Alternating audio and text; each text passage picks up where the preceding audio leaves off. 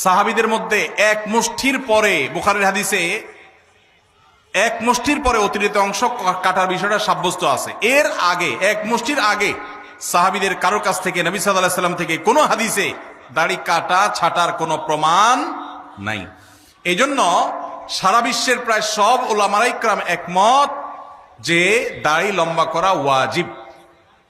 কিছু ইখতিলাফ আছে, আরবের কিছু আলেমদের ভিন্ন মত আছে। বেশিরভাগ আলেমদের মতে হলো দাড়ি লম্বা করা কি ওয়াজিব। ইজিপশিয়ান কিছু আলেমদের ভিন্ন মত আছে, আরো কিছু আলেমদের ভিন্ন মত আছে, বাকি মেজরিটি আলেমদের মত হলো ওয়াজিব। আমরা বলি দাড়ি রাখা সুন্নত, সেটা সুন্নত এই অর্থে নবীজিও দাড়ি রেখেছেন, সেই হিসাবে সুন্নত, কিন্তু তিনি নির্দেশ করলে সেটা কি হয়ে যায়, সেটা আমভাবে ওয়াজিব হয়ে যায়, সেই হিসাবে দাড়ি রাখা ওয়াজিব।